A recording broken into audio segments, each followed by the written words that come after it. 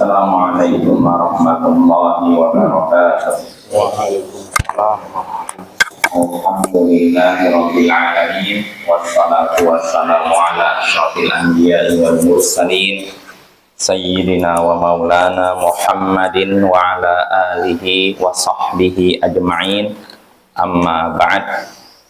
Ayohal ikhwah wal akhwat, a'azzani wa a'azzakumullah. Saudara-saudariku yang semoga dimuliakan oleh Allah.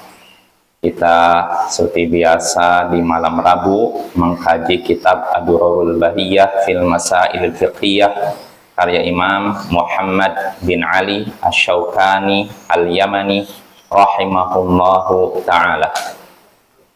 Ya, pada pertemuan sebelumnya kita masih di babu adzabh, bab tentang penyembelihan.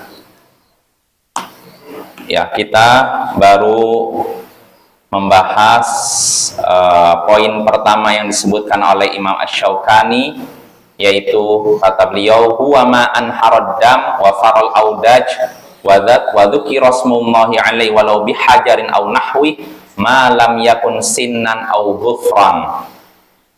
Penyembelihan yaitu apa yang mengalirkan darah dan memutus dua saluran yang mengelilingi saluran pernafasan, serta diucapkan nama Allah padanya, walaupun itu dengan batu dan semacamnya, selama bukan gigi atau kuku.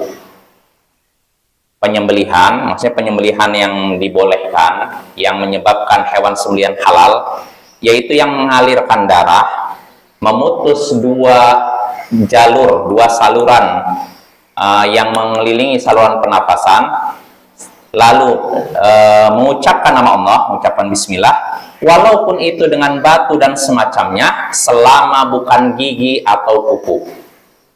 Jadi ada beberapa syarat untuk suatu penyembelihan dikatakan boleh, sembelih hewannya dikatakan halal. Pertama, mengalirkan darah. Ya. Jadi harus mengalirkan darah, tidak dengan istilahnya tidak dialirkan. Seperti apa? Dipukul, ya kan? Seperti di sebagian tempat katanya kalau untuk membunuh anjing masuk jedar.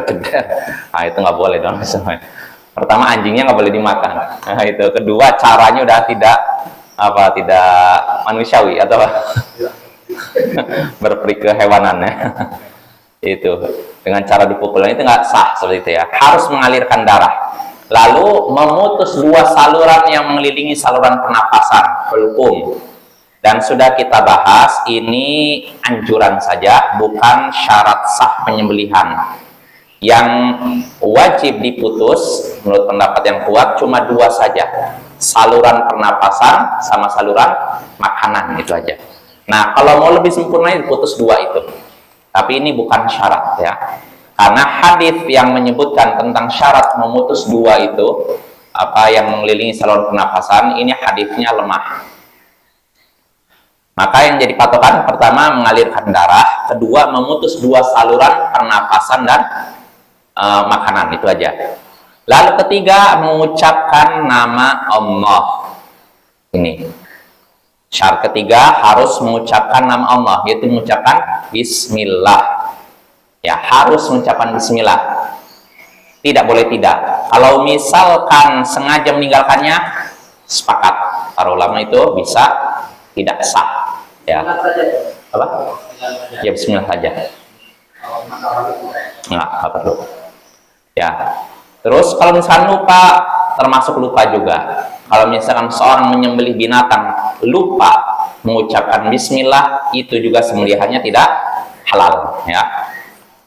Kalau dosanya tidak dosa, karena lupa kan, tapi sembelihannya tetap tidak halal, ya. Nah, ini mengalirkan darah, memutus dua saluran pernapasan dan makanan, lalu mengucapkan bismillah, baik itu dengan batu atau semacamnya.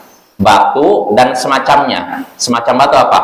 Kayu misalkan, kaca atau besi apapun, ya. Yang penting mengalirkan darah tadi dan memutus dua salurannya.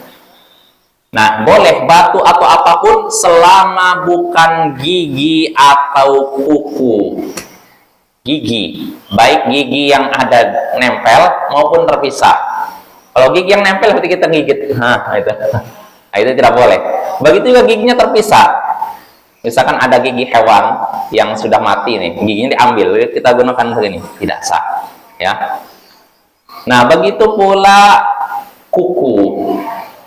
Kuku ya seperti kita punya kuku tajam lalu di leher hewan. Nah, ini juga tidak sah. Ya.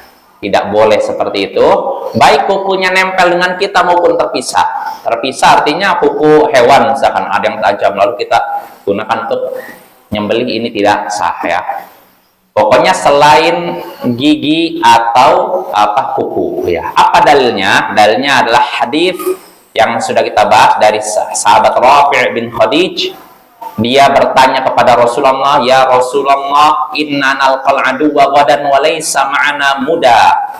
Ya Rasulullah, sesungguhnya kita besok akan bertemu dengan musuh dan kita tidak punya alat yang tajam untuk berperang lawan musuh.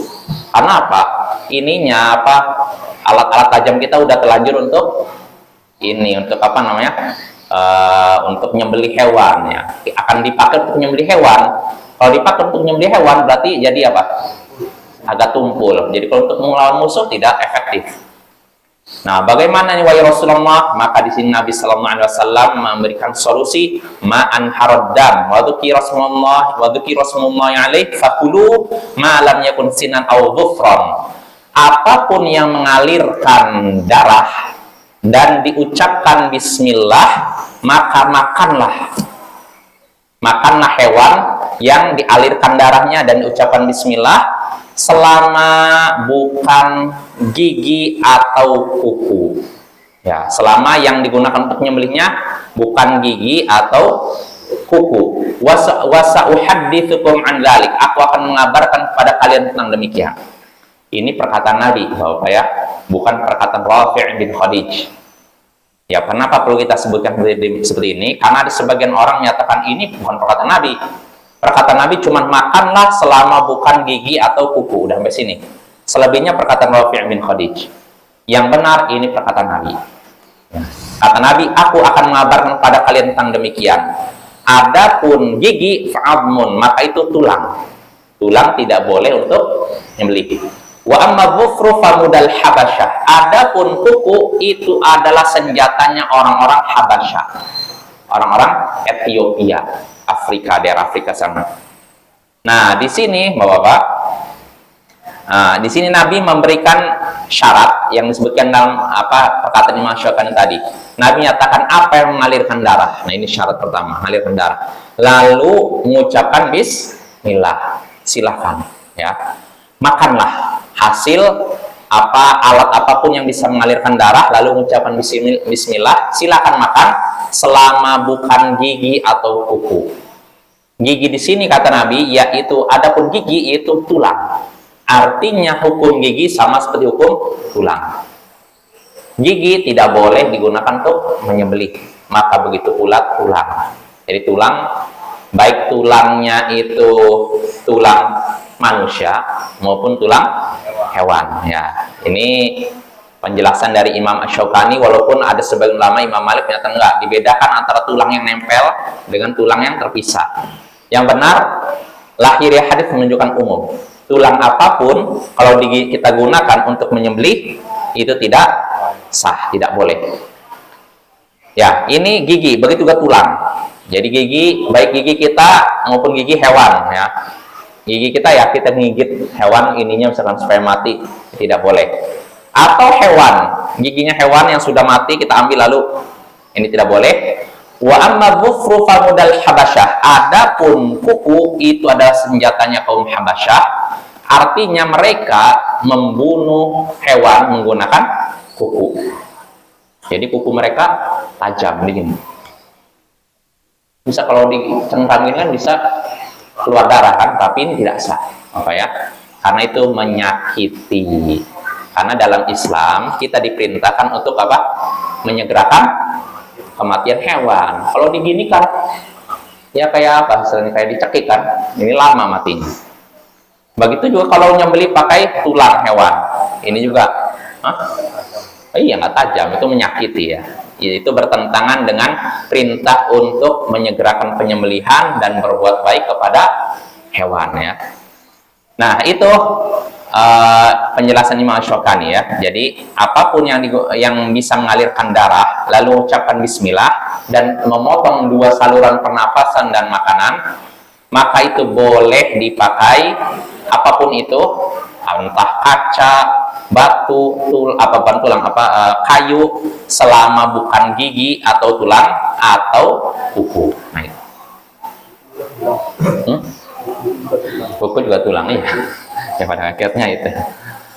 Enggak, barangkali ada orang bingung, loh, kok gimana kuku tulang sama tulang kan beda. Iya, tapi Nabi menyamakan maksudnya.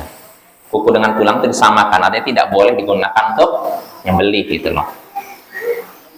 Nah, itu ya, itu poin pertama yang disebutkan Imam Syaukani. Lalu berikutnya ya, ini ya terkait masalah bismillah Bapak. Tadi kan sudah disebutkan oleh Imam Syaukani harus mengucapkan bismillah. Ya, dalilnya tadi yang disebutkan oleh Imam Syaukani dan juga hadis lain yang disebutkan oleh Imam Syaukani di sini. Beliau ditanya oleh sahabat Adi bin Hatim, "Ya Rasulullah, inna nasidus said fala najidu sikinan illa dhirar wa syiqqatal 'asa." Wahai Rasulullah, kami ingin memburu hewan buruan, tapi kami tidak mendapati pisau. Tidak mendapati satupun pisau kecuali dhirar. Dhirar itu batu yang tajam. Dan juga syiqqatal 'asa, potongan tongkat ya. Potongan tongkat Bapak ya. Kalau batu jelas batu tajam kan, potongan tongkat bisa jadi tajam kan? Ada potongan tongkat tajam kan? Nah, bagaimana nih wahai Rasulullah? Maka Rasulullah SAW pun bersabda, "Amirid dam bimasyit wa dzkurismallah." Alirkanlah darah dengan cara apapun yang kau mau. Ya, dan ucapkanlah bismillah. Nah, ini artinya di sini tetap harus bismillah. Dan Nabi memberikan kebebasan mau mengalirkan darah dengan cara apapun silakan. Selama bukan apa tadi? Kuku, terus apa? Tulang sama gigi, itu aja. Selain itu boleh. Mau itu berupa batu, kaca, dan semacamnya. Nah, itu ya. Lalu timbul pertanyaan terkait dengan apa? Hadis yang pernah kita singgung, hadis dari Aisyah, para sahabat ketika itu bercerita ada orang yang memberikan kepada mereka daging, tapi para sahabat ini tidak tahu orang-orang itu mengucapkan bismillah tidak ketika apa? Nyembelih. Ya karena ini orang-orang ahli kitab. Dalam riwayat disebutnya ahli kitab. Jadi para sahabat dapat daging dari ahli kitab, Yahudi atau Nasrani ya. Tapi yang lebih kuatnya Yahudi di sini. Karena di Madinah, Bapak, tidak ada orang Nasrani ya, adanya Yahudi. Nah, jadi di sini para sahabat merasa ragu. Ada orang-orang yang memberikan kepada mereka daging, tapi la nadri, kami tidak tahu. Adzukira rasmullah alaihi amla. Apakah ketika nyembelih mengucapkan bismillah atau tidak? Kami nggak tahu. Mereka ragu nih, kita makan atau tidak gitu loh. Maka apa kata Rasulullah? Sammu alaihi antum wa kulu. Ucapkanlah bismillah oleh kalian dan makanlah. Kalau disuruh mengucapkan bismillah lalu makan, halal tidak? Halal ya. Nah, di sini ada sebagian orang menyatakan, nah ini berarti menunjukkan tidak perlu mengucapkan bismillah ketika nyembelih. Nah, ini pendapat yang keliru dan batil. Kenapa? Hadis ini tidak bisa dijadikan dalil yang menyatakan tidak wajib bismillah. Karena apa? Konteksnya ini, para sahabat ketika itu tidak tahu apakah mengucapkan bismillah atau tidak. Jelas Bapak ya? Beda halnya dengan orang misalkan mau nyembelih, nah harus mengucapkan bismillah. Kalau orang yang tidak mengucapkan bismillah, oh saya terima. Kalau mengucapkan bismillah, terima. Nah, tapi kalau tidak tahu, ini dapat hadiah nih, daging. Ini orangnya ketika nyembelih mengucapkan bismillah atau tidak? Maka kalau orangnya adalah muslim, bahkan dalam hadits ini ahli kitab, kita terima, silahkan kita makan. Karena hukum asalnya orang ahli kitab dan muslim ketika nyembelih ucapkan bismillah ya. Jadi ini bukan dalil bolehnya sembelihan atau halalnya sembelihan yang tidak diucapkan bismillah karena lupa misalkan, enggak ya. Beda ya, kasusnya beda.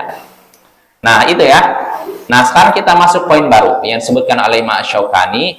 Kata Imam Asy-Syaukani, wa yahrumu ta'dzibudz dzabihati wal muthlatu biha.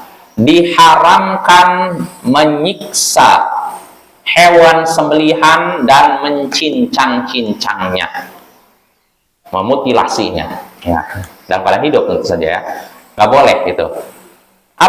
Kenapa yang seperti itu tidak boleh? Ya, kata Imam Asy-Syaukani, fali hadiits Syaddad bin Aus an Rasulillah sallallahu alaihi wasallam. Ini berdasarkan hadits Syaddad bin Aus dari Rasulullah sallallahu alaihi wasallam. Beliau bersabda, "Innallaha katabal ihsana ala kulli syai'." Sesungguhnya Allah telah menetapkan kebaikan dalam segala sesuatu, dalam segala perbuatan.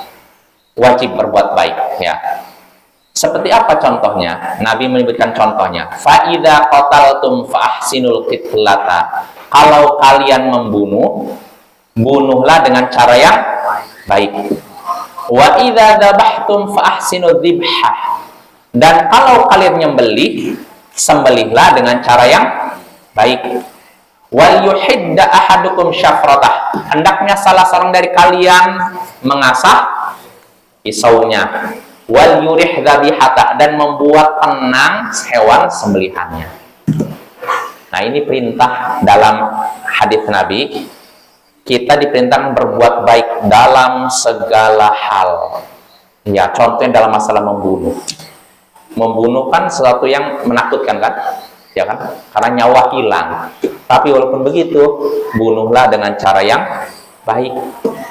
Ya, jadi nggak boleh dengan cara yang kasar, ya, membunuh dengan cara kasar.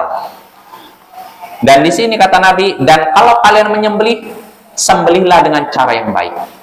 Ya, dengan lembut. Ya, di sini kata Nabi, hendaknya salah seorang dari kalian mengasah pisaunya. Supaya apa? Nah, supaya nggak menyakiti hewan yang ini ya. Wal yurih dzabihata, dan hendaknya membuat hewan itu istirahat, maksudnya tenang. Jadi tidak cemas. Ya, karena bahwa ada seorang pernah menajamkan pisau, ngasah pisau di hadapan hewan yang sembelihnya. Nabi menyaksikan itu, maka Nabi pun marah. Maka Nabi sallallahu alaihi wasallam bersabda, apakah engkau ingin membunuhnya 2 kali? Kenapa engkau tidak asah pisaumu sebelum? Jelas ya. Jadi dia dibaringkan, hewannya diinjak lehernya, lalu dia ngasah pisaunya di depan mata hewan ini. Oh, ini udah mati duluan sebelum mati sesungguhnya kan? Nah, itu nggak boleh ya. Itu udah bikin teror gitu, udah meneror hewan ini. Tajam nih, nanti saya bakal mati dengan ini. Nah, itu nggak boleh gitu apa ya. Jadi kita harus sayang kepada siapapun, termasuk kepada binatang dan hewan ya. Nah, itu tidak boleh menyembelih mengasah pisau di hadapan hewan yang sembelih. Dan juga tidak boleh menyembelih hewan di depan. Nah, ini biasanya terjadi ketika apa nih? Kurban nih, Bapak, hati-hati ya. Kalau kita mau menyembelih hewan kurban, ini satu, dijauhkan dari teman-temannya. Dikasih tenda atau apalah. Oh iya, terpal. Biar jangan terlihat ya. Ya, tidak tercium aroma darahnya, jauhkan. Nah, ini. Jadi jangan di depan, jangan berdekatan atau terbuka kelihatan, itu nggak boleh ya. Nah, begitu juga ketika mau dibawa ke tempat hewan tempat penyembelihan, harus dengan cara yang lembut. Pernah Umar bin Khattab menyaksikan ada orang menyeret kambing dengan megang kakinya. Ini loh, kan yang depan nih, belakang kakinya seret gitu. Maka Umar mukul langsung dengan cambuk. Subha ilal maut sauqan jamila. Giringlah ia menuju kematian dengan cara yang baik. Jadi mau nyembeli kakinya diseret, gimana coba? Lah, benar-benar ini. Dan Umar bin Khattab menyaksikan itu langsung dipukul. Dan memang Umar bin Khattab, kita butuh Umar bin Khattab ya zaman sekarang ya, menyaksikan kemungkaran gitu lah. Tapi tentu saja karena Umar bin Khattab memiliki wewenang Bapak ya. Kalau ketika di masa Nabi, karena memang Nabi mempercayakan dia. Ya, tapi kalau ketika dia jadi khalifah, jelas khalifah boleh menindak rakyatnya ya. Adapun kalau kita nggak punya kedudukan apa-apa di pemerintahan, nggak punya kekuatan apa-apa, nggak punya kekuasaan, maka jangan begitu ya. Cukup ditegur dengan lisan. Jangan begitu ya. Nah itu, jadi kita diperintahkan berbuat baik dan sayang kepada apa? Hewan. Ya, nah di antara sayang, bentuk sayang kepada hewan, di antaranya tidak boleh menyiksanya. Menyiksanya, di antara contoh menyiksa, contohnya menyembelih bukan dengan benda yang tajam, tuh, di antaranya. Atau tadi mengasah pisau di depan matanya, atau nyembelih hewan di depan temannya. Ya, ini termasuk. Atau dibanting. Sebagian orang hewan dibanting begitu saja. Hati-hati itu. Kalau misalnya kita ingin menjatuhkan, ya jatuhkan dengan cara yang lembut. Nggak perlu tendang seakan-akan kayak apa ya? Kayak hewan, kayak apa ya? Mainan, Pak. Hewan itu bukan mainan, Bapak ya. Nggak boleh kita menyakitinya. Dan tidak boleh juga mencincang-cincangnya, memutilasi. Nah ini nggak boleh.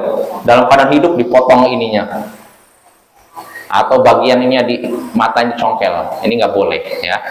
Jangankan seperti itu. Nabi nyaksikan ada hewan yang dikasih tanda di mukanya. Jadi kadang hewan itu kan kalau untuk tahu ini hewan sembelihan kurban kan dikasih tanda. Nabi mengizinkan, tapi bukan di sini, di bagian lain. Kenapa nggak di sini? Nah, itu udah menyakitkan ini. Nabi pernah menyaksikan seperti itu, maka beliau menyatakan Allah melaknat orang yang melakukan itu. Hati-hati ya. Maka kita harus sayang pada hewan sembelihan kita. Maka yang disebutkan oleh hadits dalam Adabul Mufrad, rahimallahu irhamu man fil ardi yarhamkum man fis sama, apa lafalnya itu? Rahimallahu man yarhamu dzabihata, kurang lebih begitu. Allah akan merahmati orang yang sayang kepada hewan sembelihannya. Jadi hewan ini mau disembelih, sayang, maka Allah pun akan menyayanginya. Jadi sayang itu nggak mesti kepada yang masih hidup, kepada yang mau mati pun kita harus sayang ya. Nah itu ya, itu poin kedua yang disebutkan oleh Imam Asy-Syaukani. Lalu berikutnya yang disebutkan oleh Imam Asy-Syaukani berikutnya, kata Imam Asy-Syaukani, wadzabhuha li ghairillah, dan menyembelihnya untuk selain Allah. Nah ini masih nyambung dengan perkataan sebelumnya, dan diharamkan menyiksa hewan sembelihan dan mencincang-cincangnya serta menyembelihnya untuk selain Allah. Jadi ini masih nyambung dengan pembahasan sebelumnya. Perkara yang diharamkan diantaranya selain menyiksa dan mencincang hewan, yakni menyembelihnya untuk selain Allah. Ya. Apa dalilnya? Dalilnya sering kita dengar hadis dalam Sahih Muslim, Nabi Sallallahu Alaihi Wasallam bersabda, "La'anallahu man dzabaha li ghairillah." Allah melaknat, mengutuk orang yang menyembelih hewan untuk selain Allah. Dilaknat, dikutuk ya. Dan juga karena apa? Menyembelih itu ibadah. Ibadah hanya boleh ditujukan kepada Allah. Makanya bukan apa? Pasal apa? Itu diantaranya. Inna salati wa nusuki wa mahyaya wa mamati lillahi rabbil alamin. Sesungguhnya salatku, penyembelihanku, hidupku dan matiku untuk Allah. Maka penyembelihan hewan pun untuk Allah, ya, bukan untuk jin, ya, bukan untuk setan atau wali, rasul dan semacamnya. Ya, nggak boleh itu. Dan ini tentu saja fenomena yang masih banyak terjadi di masyarakat kita, ya. Mau nempati rumah baru, apa yang dilakukan oleh masyarakat kita? Membeli ayam, lalu darahnya dikucurkan di pojok rumah. Nah, itu nyembelih untuk selain Allah, itu dilaknat oleh Allah. Atau mau punya sampan baru supaya sampannya aman, kita beli ayam lalu kucurkan, ya kan? Nah, ini di mana-mana Bapak. Ini kemungkaran yang harus kita ingkari. Jangan kita tertipu dengan pelakunya.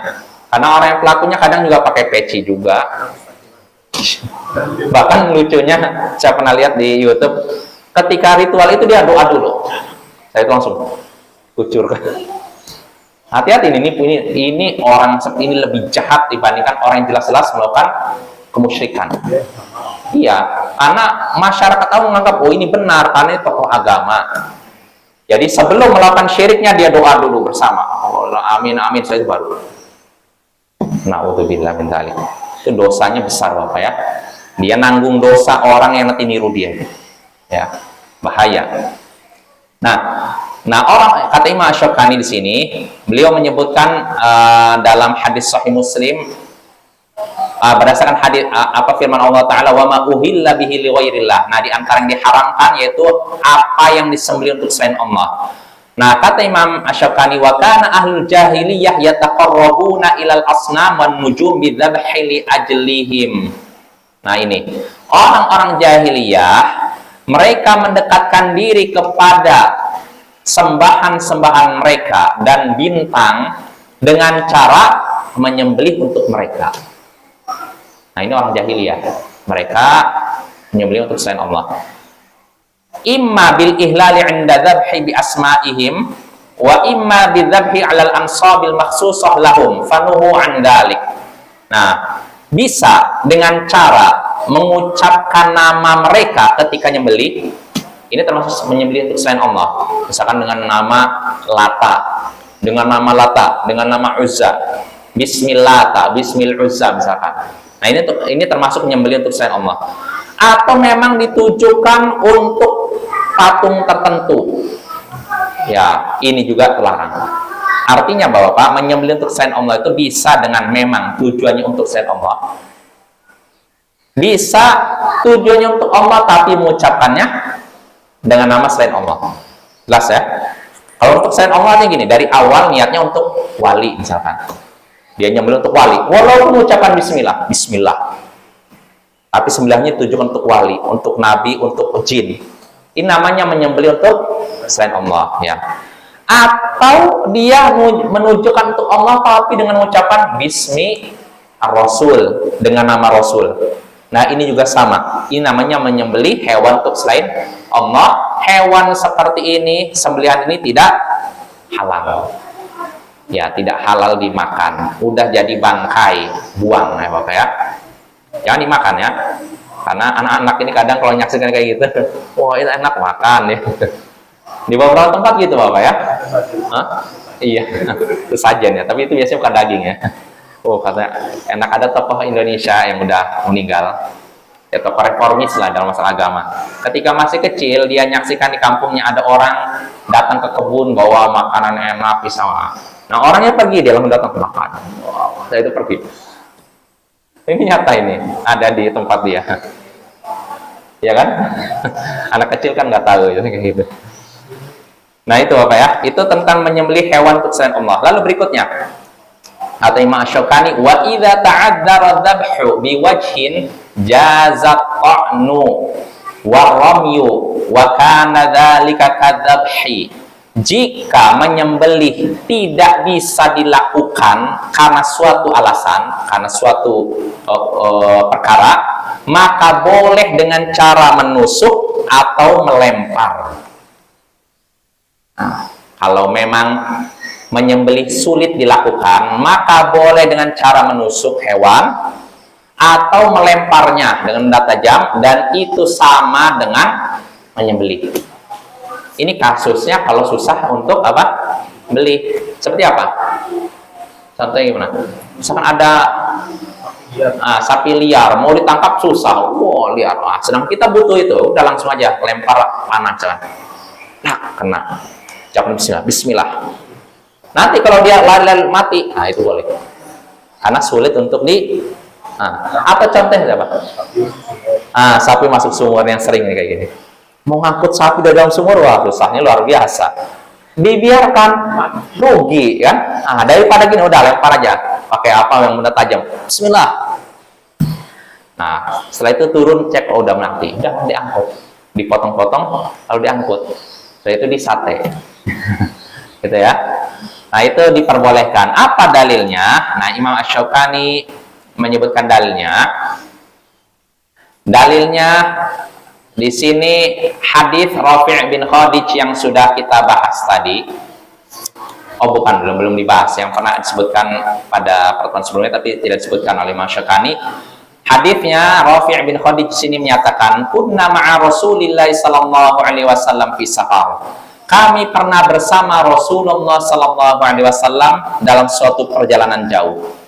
Fanadda ba'irun min ibilil ghanam. Maka kaburlah seekor unta milik para sahabat. Jadi ketika dalam safar ada satu unta yang kabur. Kaburnya cepat gitu loh. Walam yakun ma'ahum khailun. Dan ketika itu para sahabat tidak punya kuda. Untuk apa kuda? Ngejar. Mau kejar lari sulit. Nah, akhirnya apa? Faramahu rajulun bisahmin fahabasahu. Akhirnya seseorang melempari sapi tadi, bukan sapi, unta tadi dengan panahnya, sehingga akhirnya dia pun tertahan. Tertahan artinya karena kena panah dia akhirnya berhenti gitu loh. Faqala Rasulullah sallallahu alaihi wasallam, maka Rasulullah sallallahu alaihi wasallam pun bersabda, "Inna li hadhil bahaimi awabida ka awabidil wahsh." Sesungguhnya hewan-hewan ini, hewan ternak ini ada juga yang liar, seperti hewan ternak lainnya yang liar. Fama fa'ala minha hadza faf'alu bihi hakadha. Kalau misalkan ada hewan yang seperti ini kabur, sulit ditangkap, maka kalian lakukan seperti orang ini. Itu apa? Dilempar atau ditusuk. Gitu. Ini kalau sulit untuk disembelih. Tapi kalau masih bisa disembelih, nggak boleh dengan cara tusuk. Oh iya. Kalau masih bisa ketangkap, masih hidup, sembelih. Tapi kalau kondisinya sulit, dia udah lari, kita udah sulit, ya udah lempar aja. Kalau nanti dia luka, lari, hilang, terus kita cari udah dalam keadaan mati, boleh. Ya. Karena itu tidak mungkin, artinya dalam keadaan sulit untuk menyembelih. Nah, jelas Bapak ya. Ini berlaku dalam kondisi yang serupa dengan ini. Lari, misalkan, atau masuk sumur, atau hewannya liar. Sedangkan misalkan kita butuh nyembelih hewan ini, tenaganya cuma 3 orang, hewannya besar. Nah, kalau kita pegang, seruduk. Nah, maka dalam hal ini berlaku hadis ini. Apapun kondisi yang serupa dengan yang disebutkan hadis ini, maka kita boleh dengan lempar atau tusuk atau panah dan semacamnya. Apa? Enggak, bukan banting. Oh, banteng. Saya banting. Iya, banteng ya bisa juga. Kerbau gitu ya. Ya itu boleh. Hah? Enak ya? Ya bisa jadi. Ya pokoknya kalau kondisinya sulit untuk dijatuhkan, untuk disembelih ya kita bisa seperti itu. Nah itu Bapak ya. Lalu berikutnya yang disebutkan oleh Imam Asy-Syaukani, pembahasan berikutnya, wa zakatul janin zakatu ummi. Nah ini, penyembelihan janin adalah penyembelihan ibunya, ya induknya. Maksudnya apa? Kalau misalkan, karena hadisnya disebutkan itu, dalam hadis disebutkan zakatul janin zakatu ummi, penyembelihan janin dengan cara menyembelih ibunya. Kasusnya seperti ini. Kita misalkan punya hewan sapi betina atau kambing betina. Kita nyembelih, nah, selesai kita buka ininya, bagian perutnya, ada janinnya. Ada janin, udah mati. Boleh nggak dimakan? Halal. Karena penyembelihan janin yaitu dengan menyembelih induknya. Dikubur. Kenapa tuh? Jijik kali ya? Oh, bukan karena ngerasa jijik. Oh iya, itu keliru. Itu sebenarnya halal. Karena sembelihannya apa? Penyembelihan janinnya itu dengan cara menyembelih ibunya. Kalau ibunya disembelih, dia ada halal. Ya. Makan, itu rezeki itu halal. Jangan dibuang, rugi kalau dibuang. Iya. Nah itu Bapak ya. Jadi kalau kasusnya ada seperti itu, kita menyembelih hewan, lalu ketika disembelih lalu dibelek masih ada anaknya dan udah mati, nah, anaknya sudah boleh disantap ya, karena dia udah dianggap sudah disembelih lewat penyembelihan ibunya ya. Nah itu. Lalu berikutnya, wa ma ubina minal hayyi fahuwa mayyitah. Apapun yang terpisah dari hewan yang masih hidup, maka itu bangkai. Apapun yang terpisah dari makhluk yang hidup, maka itu bangkai. Ya. Maka itu berdasarkan hadis Nabi Shallallahu Alaihi Wasallam di sini yang disebutkan oleh Imam Syukani, hadis riwayat Ahmad, Tirmidzi, Abu Daud dari Abu Waqid Al-Laythi, Nabi Shallallahu Alaihi Wasallam bersabda, "Ma quti'a minal bahimati wa hiya hayyatun fahuwa maitah." Apapun yang terputus dari hewan dalam keadaan dia masih hidup, maka itu bangkai. Maksudnya apa? Ini ada hewan dipotong kakinya. Dia masih hidup nih, maka kaki ini bangkai. Tidak boleh kita makan, tidak boleh dijadikan sate, ya. Apa? Iya, nggak boleh seperti itu. Ya nggak boleh. Dan karena bangkai juga, selain itu tidak boleh kita makan, itu pun najis. Najis, artinya kalau kita nyentuh harus cuci tangan. Apa ya? Nah itu ya. Nah itulah beberapa masalah yang kita bahas dari bab dzabh. Insya Allah sisanya akan kita bahas pada pertemuan berikutnya. Tinggal beberapa poin saja. Insya Allah akan kita bahas pada pertemuan berikutnya. Nanti setelah itu baru kita masuk babu abdiyafah, bab tentang menjamu tamu ya.